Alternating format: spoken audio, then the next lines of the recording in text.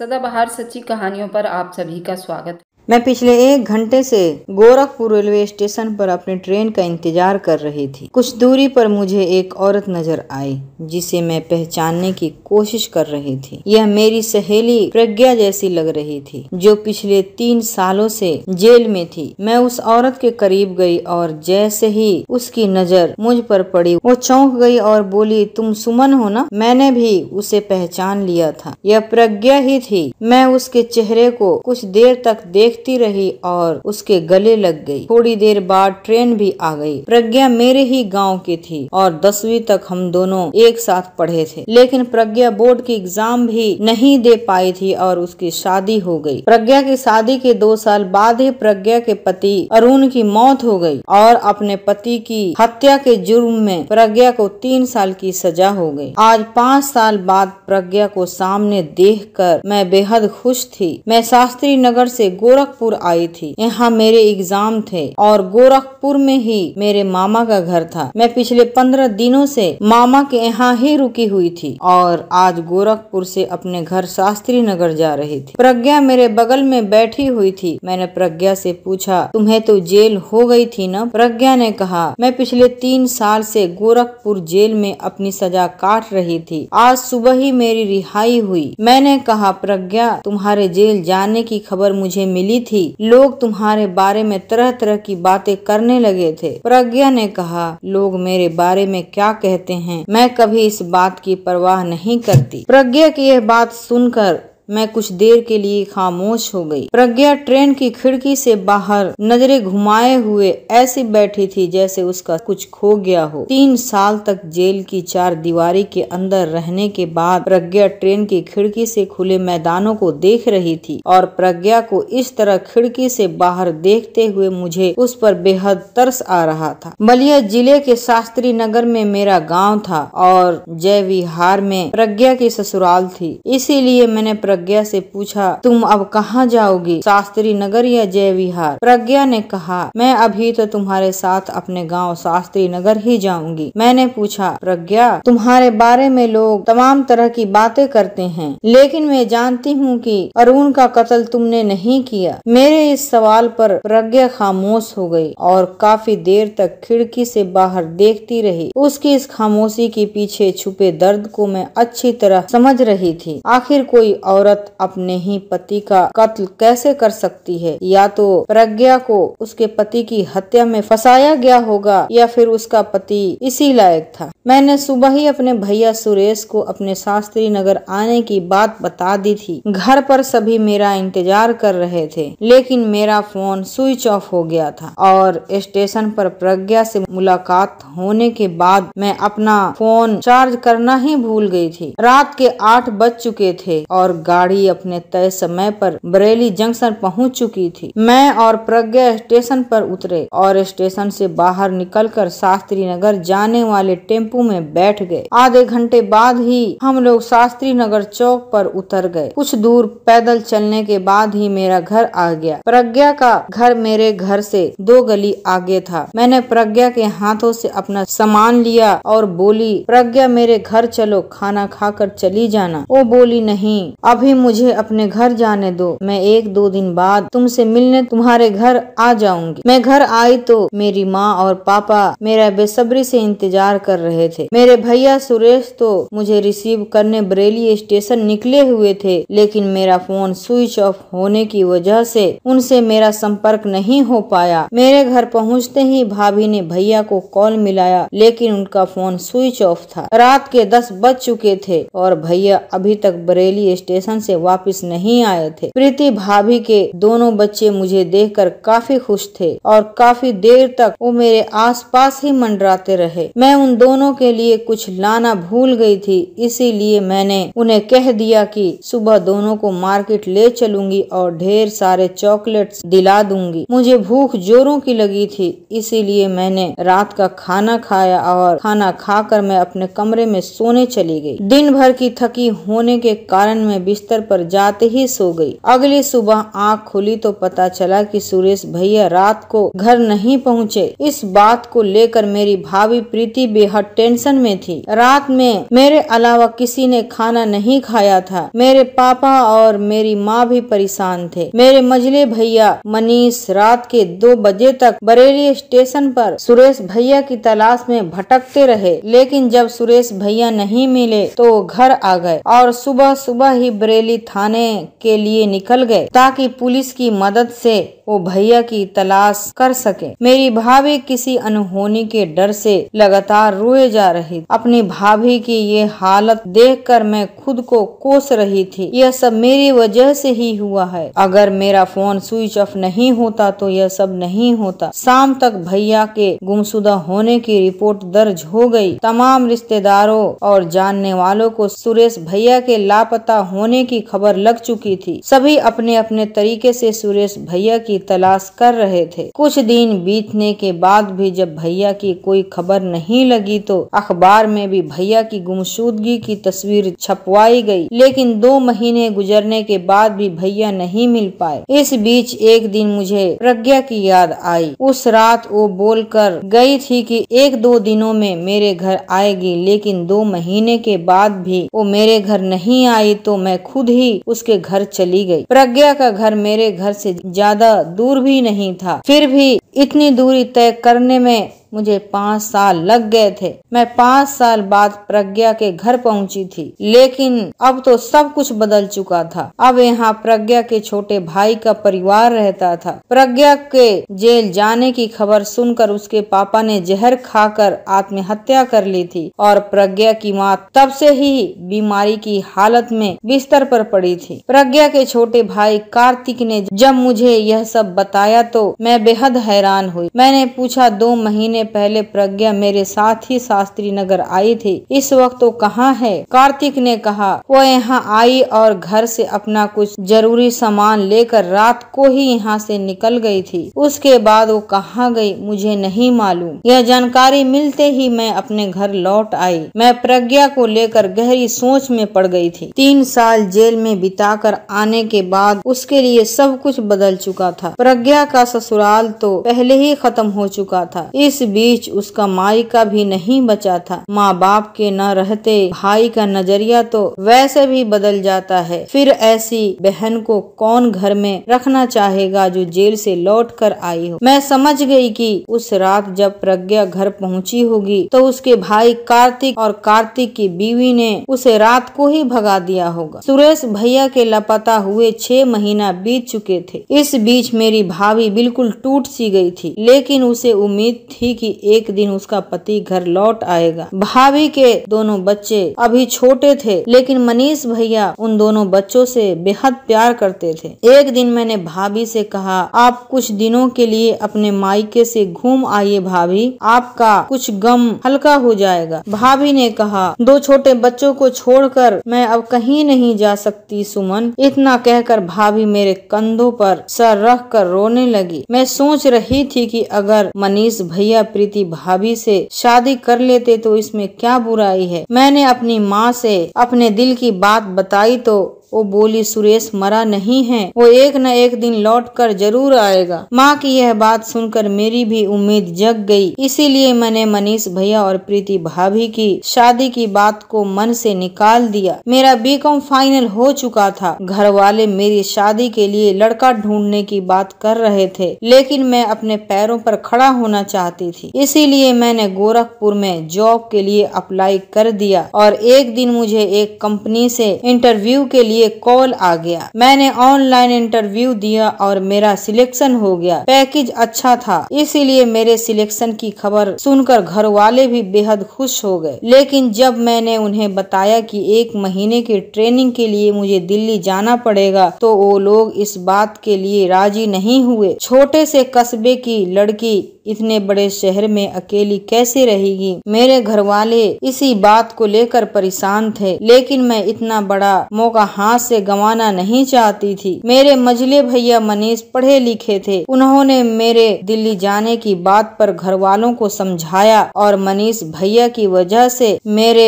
Mummy papa मान गए। मैं दिल्ली पहुंच गई। दिल्ली में मेरे कंपनी का ऑफिस नेहरू प्लेस में था। मैंने ग्रीन पार्क के पास ही पीजी ले लिया और अपने जॉब पर लग गई। जॉब के दौरान ही मुझे आकाश नाम का लड़का मिला जो मेरे ही कंपनी में 2 साल से काम कर रहा था और मेरा सीनियर था। वो गोरखपुर का रहने वाला था। इसी वजह से मैं उसे काफी बातें करती और कुछ दिनों में ही मुझे उससे प्यार हो गया। धीरे धीरे 1 महीना बीत गया और दिल्ली की मेरी ट्रेनिंग पूरी हो गई, लेकिन आकाश की वजह से मैं दिल्ली छोड़ना नहीं चाहती थी। इसी बीच मुझे खबर मिली कि कंपनी मुझे दिल्ली में ही रखना चाहती है, तो यह बात जानकर मैं बेहद खुश हो गई। मैंने अपने घर वालों को अपनी ट्रेनिंग पूरी होने और दिल्ली में परमानेंट जॉब की खुशखबरी दे दी। मैंने तय किया था कि जॉब शुरू करने से पहले एक बार मैं अपने गांव जाकर अपनी फैमिली के साथ कुछ वक्त बिताऊंगी, फिर लौटकर दिल्ली आऊंगी तो यहीं की होकर रह जाऊंगी। मैंने बरेली के लिए तत्काल में रिजर्वेशन करवा लिया। गांव जाने की खुशी में आकाश के साथ ढेर सारी शॉपिंग की और घर जाने की तैयारियों में लग गई। मेरी ट्रेन दोपहर 3 बजे की थी। दिल्ली में ट्रैफिक जाम की समस्या को मैं पिछले 1 महीने से झेल रही थी, इसीलिए मैं सुबह 10 बजे ही आकाश के साथ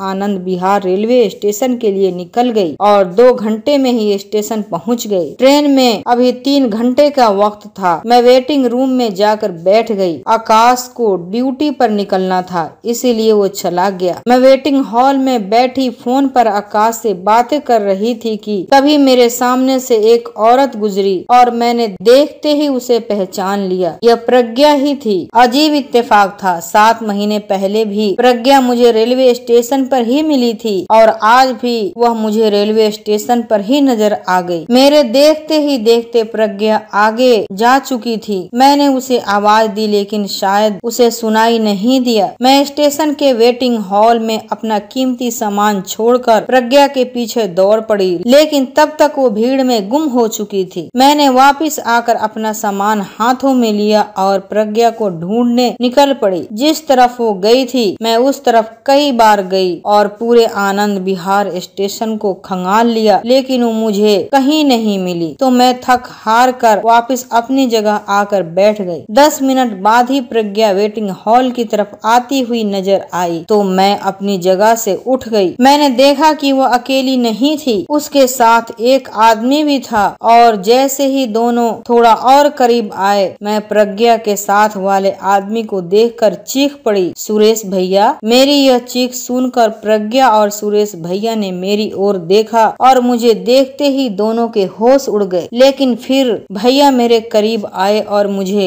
गले लगाकर रोने लगे। दोनों को साथ देखकर मैं इतना तो समझ ही गई थी कि उस रात प्रज्ञा और भैया दोनों साथ ही गायब हुए थे। आनंद विहार के वेटिंग हॉल में एसी चल रहा था, लेकिन मेरे भैया के माथे पर पसीना साफ नजर आ रहा था। मेरे कहने पर दोनों मेरे सामने की बेंच पर बैठ गए। मैंने पूछा, भैया आप इतने दिनों से कहाँ गायब थे और प्रज्ञा के साथ दिल्ली में क्या कर रहे हो? भैया ने प्रज्ञा की ओर देखा और कहा, प्रज्ञा तुम्हारी भाभी है सुमन। यह जेल में मेरे ही जुर्म की सजा काट रही थी और उस दिन जब मैं बरेली स्टेशन पर तुम्हें रिसीव करने पहुंचा तो तुम्हारे साथ प्रज्ञा को देखकर मैं हैरान हो गया और मैं तुम्हारे पीछे पीछे शास्त्री नगर तक आया। जैसे ही तुम घर में गई मैं प्रज्ञा के पास पहुंच गया। प्रज्ञा को तो लगा था कि मैं उसे धोखा दे चुका हूँ, लेकिन मैं ऐसा नहीं हूँ। जिस औरत ने मेरे जुर्म को अपने सर के ऊपर लेकर 3 साल जेल काटी हो, मैं उस औरत के साथ धोखा नहीं कर सकता था। उसी रात मैं और प्रज्ञा दिल्ली के लिए निकल गए और तब से हम दोनों दिल्ली में ही हैं। आज ही प्रज्ञा के भाई कार्तिक का कॉल आया कि प्रज्ञा की माँ की डेथ हो गई है, तो प्रज्ञा बरेली जाने के लिए तैयार हो गई और मैं इसे स्टेशन तक छोड़ने चला आया। ट्रेन में काफी भीड़ होगी और प्रज्ञा के पास कंफर्म टिकट भी नहीं है। अब यह तुम्हारे साथ ही बरेली चली जाएगी। मैंने पूछा, भैया कुछ तो शर्म करो, शास्त्री नगर में पिछले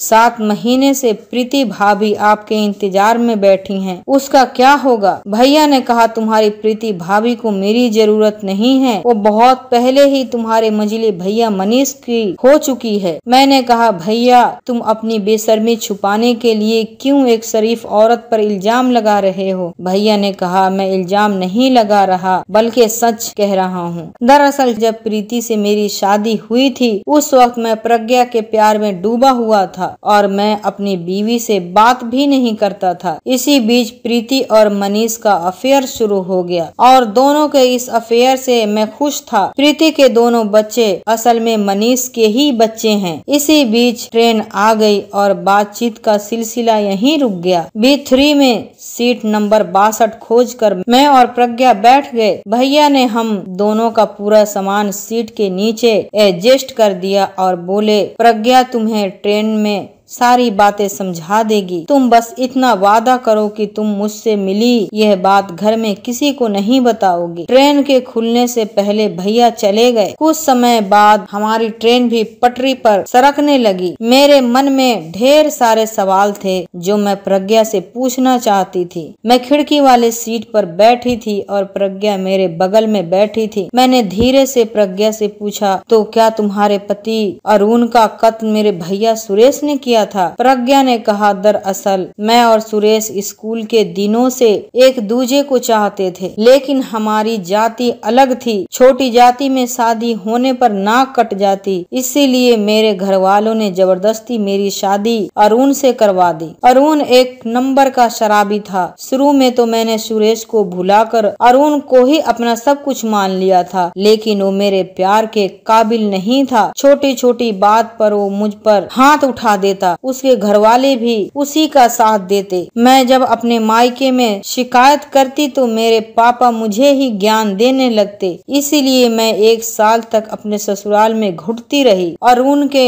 दोनों बड़े भाई अपने परिवार के साथ बलिया शहर में रहते थे, लेकिन जब भी जय विहार आते उनकी बीबियां मुझे बेहद ताने मारती और मेरे साथ बुरा व्यवहार करती। मैंने कई बार आत्महत्या करने की सोची, लेकिन नहीं कर पाई। मेरे ससुराल के करीब ही सुरेश के कपड़ों की दुकान थी। मैं अरुण के व्यवहार से दुखी थी, इसीलिए मैं फिर से सुरेश के करीब आने लगी। बहाने से उसकी दुकान पर जाती और कभी कभी जब घर में कोई न होता तो मैं सुरेश को घर पर बुला लेती। एक दिन सुरेश घर पर ही था कि अरुण आ गया और मुझे गैर मर्द की बाहों में देखकर अपना आपा खो बैठा। उसने पास पड़ी रॉड उठाई और मुझ पर हमला कर दिया। सुरेश ने उसे पकड़ लिया और हाथापाई के दौरान अरुण के सिर में गहरी चोट लगी और वो वहीं ढेर हो गया। उस वक्त घर में मेरे और सुरेश के अलावा तीसरा कोई नहीं था, इसीलिए मैंने सुरेश को वहां से जाने को कहा और उसके जाते ही पुलिस को कॉल कर दिया। मैंने पुलिस को बताया कि शराब के नशे में अरुण ने मुझ पर जानलेवा वार किया और बचाव में मेरे हाथों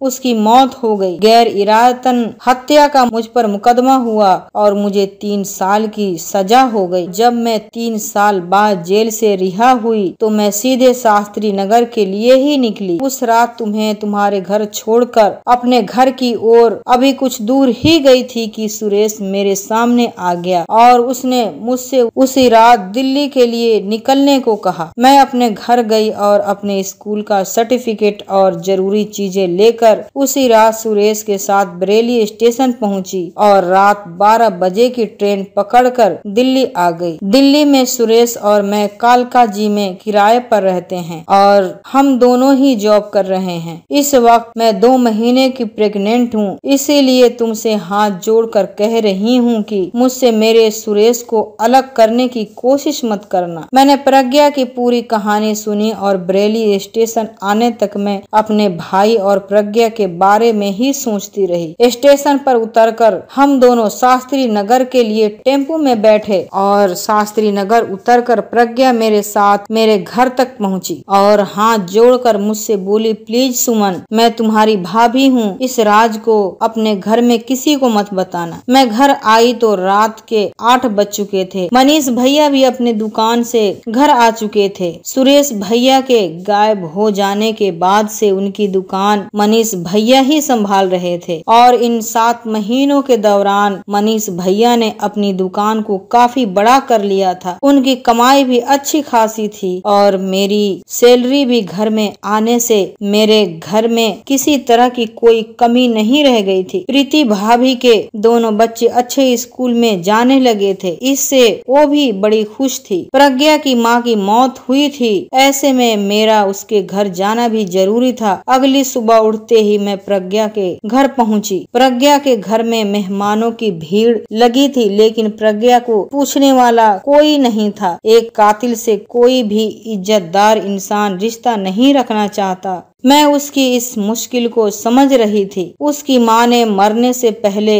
अपने बेटे से कह दिया था कि प्रज्ञा मेरी अर्थी को हाथ भी न लगाए, इसीलिए प्रज्ञा की माँ का दाह संस्कार प्रज्ञा के शास्त्री नगर पहुँचने से पहले ही हो चुका था। अब उसे उसका घर काटने को दौड़ रहा था, इसीलिए वो आज ही दिल्ली निकलने के लिए अपना सामान पैक कर चुकी थी। मैंने उससे कहा, प्रज्ञा तुम मेरे घर चलो और 2 दिन बाद दोनों साथ ही दिल्ली निकल जाएंगे। मैं कल ही तत्काल में 2 टिकट निकलवा लूंगी। प्रज्ञा 2 दिनों के लिए मेरे साथ मेरे घर आ गई। प्रज्ञा को घर में देखकर मेरे घर वाले खुश नहीं थे, लेकिन 2 दिनों में वो मेरे साथ ही दिल्ली निकल जाएगी यह जानकर किसी ने कुछ नहीं कहा। प्रज्ञा मेरे साथ ही सोई और रात भर हम दोनों ढेर सारी बातें करती रही। घर में किसी को अंदाजा भी नहीं था कि प्रीति की तरह प्रज्ञा भी इस घर की बहू है। सुबह हुई तो मैं प्रीति भाभी के पास गई और बोली, भाभी अब तुम सुरेश भैया का इंतजार छोड़ो और मनीष भैया से शादी कर लो। मेरी यह बात सुनकर प्रीति भाभी चौंक गई और बोली, तुम्हारे माँ बाप इस शादी के लिए राजी होंगे? उन्हें तो लगता है कि उनका बेटा सुरेश एक दिन लौट कर जरूर आएगा। मैंने कहा, उन लोगों को समझाना मेरा काम है। मैं परसों दिल्ली के लिए निकल जाऊंगी, इसीलिए मैं चाहती हूँ कि तुम आज ही मनीष भैया से अपनी शादी की बात कर लो और कल मैं आर्य समाज मंदिर में तुम दोनों की शादी करवा दूंगी। मैंने वहाँ बात कर ली है, कल सुबह 11 बजे तुम दोनों की शादी है। इतना कहकर मैंने भाभी के जवाब का इंतजार किया। वो अपनी जगह से उठी और सीधे मनीष भैया के कमरे में चली गई। उनके वहाँ से जाते ही मैं झट से अपने माँ और पापा के कमरे में गई और दोनों को मनाने में कामयाब हो गई। दोपहर में मैं जब प्रीति भाभी से दोबारा मिली तो उनके चेहरे पर एक अलग तरह की ताजगी नजर आई। मैंने भाभी का हाथ पकड़ा और बोली, माँ और बाबूजी को मैंने राजी कर लिया है, अब तुम बताओ कि तुम्हारा क्या इरादा है। मेरी इस बात पर भाभी शर्मा गई और बोली, जब घर में सभी राजी हैं तो फिर मैं भी शादी के लिए राजी हूँ। भाभी की यह बात सुनकर मैं समझ गई थी कि सुरेश भैया बिल्कुल सही कह रहे थे। अगले ही दिन मनीष भैया और प्रीति भाभी की शादी हो गई। दोनों घर आ गए और मैं दिल्ली जाने की तैयारियों में लग गई। 3 साल बीत चुके थे। मैंने दिल्ली में आकाश के साथ शादी कर ली और हम दोनों ने मिलकर कालकाजी में 2 BHK का एक फ्लैट खरीद लिया। मेरे फ्लैट के बिल्कुल सामने का फ्लैट मेरे भैया सुरेश और प्रज्ञा ने खरीद लिया और इस वक्त हम सभी कालकाजी में एक साथ ही रहते हैं। कहानी से सीख, अरेंज मैरिज गलत नहीं है, लेकिन